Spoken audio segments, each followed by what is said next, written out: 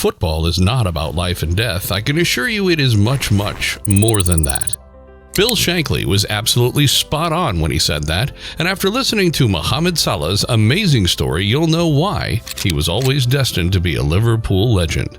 I mean, not even Roma thought Mo would be this good, because they only asked Liverpool for $36 million in 2017.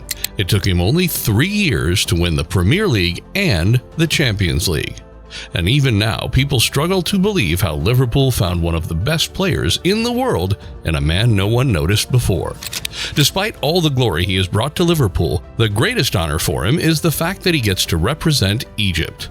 When he was growing up, the Egyptian football team was the best team in the continent. And being the most successful team in the African Cup of Nations, the football scene in Egypt was prospering, and the Egyptian Premier League was the place to be. And that's exactly where Mo Salah was. Things weren't looking too good though. Salah was in the youth academy of Al Mokhaloun, which was one of the worst teams in the league. And if Mo was ever going to make a name for himself, he would need to be in one of the winning teams.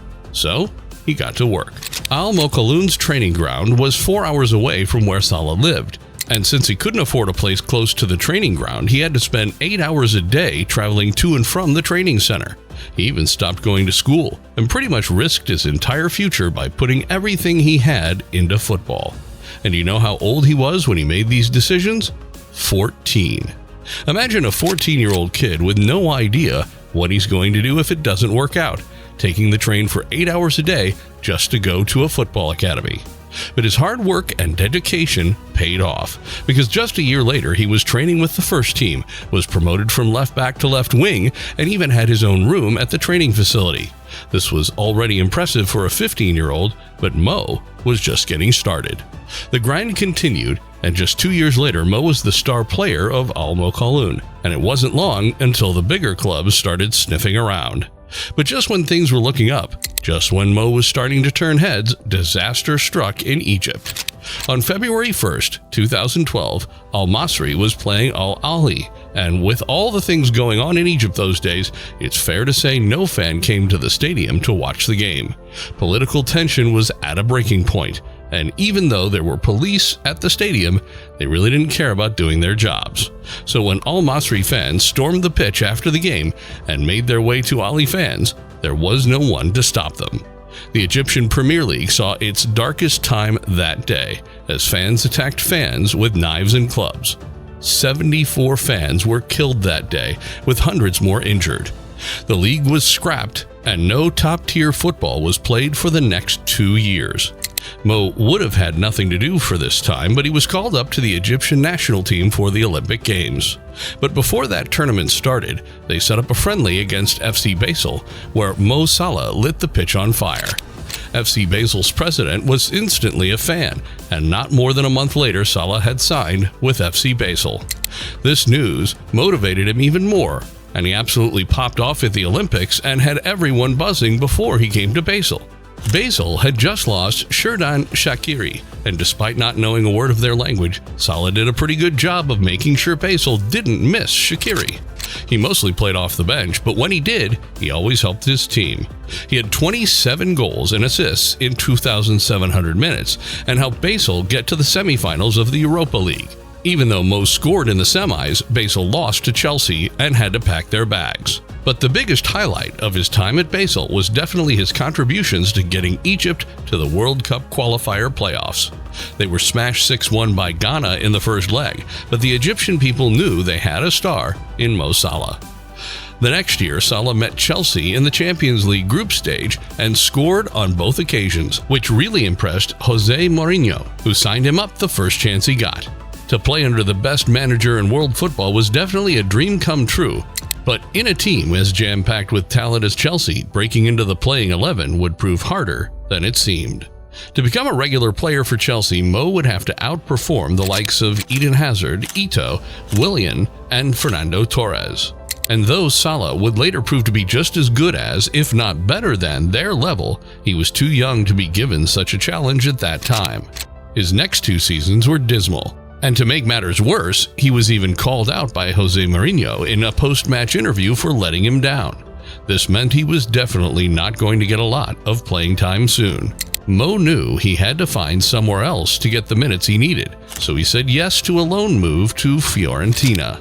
As you can imagine, getting rejected by a manager like Mourinho would have had a huge impact on his confidence, and struggling with motivation, Mo decided to play with the number 74 on his back to always remember who he was playing for. His life at Fiorentina got off to a great start. He had 5 goals in just 6 games, and by the end of the season, Fiorentina had finished their highest in the league for 15 years and even made it to the semifinals of the Europa League. Come the end of the season, Fiorentina was adamant to keep Salah for another season, but Mo wanted more than the Europa League. He signed with Roma, looking to reach higher heights, but his start to this new chapter took an unexpected turn as he was injured just 3 months into his debut season. Upon returning from injury, he struggled to find his momentum again and went 8 games without scoring any goals. People assumed the worst, but Mo kept believing and in the next 16 games produced magical numbers. He had 10 goals and 6 assists, taking Roma within 2 points of a Champions League spot. To have paid only $15 million for a player who was their top scorer, player of the year, and propelled them to the top 3 in Serie A, Roma was on top of the world. The next season was more of the same, but this time, Mo went a step further by getting his national team into the African Cup of Nations once again. His numbers for his club were as you would expect from the player of the year, but this time, Mo had the AFCON on his mind. Salah single-handedly put Egypt into the knockout by scoring in 2 of the 3 group stage matches. After beating Morocco, Egypt was in the semifinals against Cameroon, and they would have won that too if not for a small lapse in concentration toward the end of the match. The failure of the defense wasn't even Mo's mistake, but that loss struck him hard. He didn't let that hold him down and pushed on to take Roma to 4 points within the title.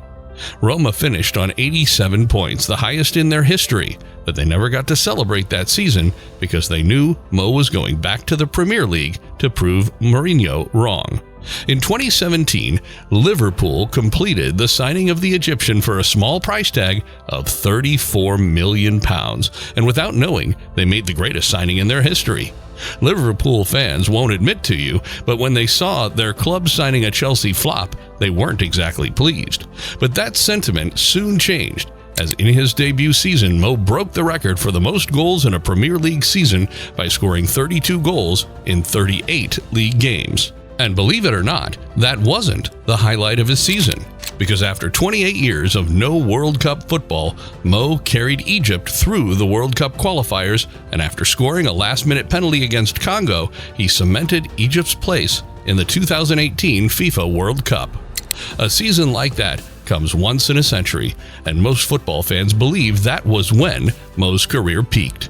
Yes, he never got to those numbers again, but he consistently got to over 20 goals for the next couple of seasons and was an instrumental piece of one of the deadliest front 3 in football history. He won the Premier League and the Champions League in 2020 and 2019 respectively, but he won them in probably the most typical Mo Salah fashion, because the season before he won the Champions League, he faced the heartbreak of getting injured in the first 30 minutes of the final. And in the Premier League too, Liverpool missed out by 1 point the season before. This season, Liverpool is a changed team, and without Bobby Firmino and Sadio Mane, Mo is forced to play in a system that makes him stay wide. But even in a new role, Mo is the top scorer for his club and is miles above everyone else at Liverpool. At 31 years of age, being the best player in a side that sits top of the table at the start of 2024 is proof that Salah's prime is far from over.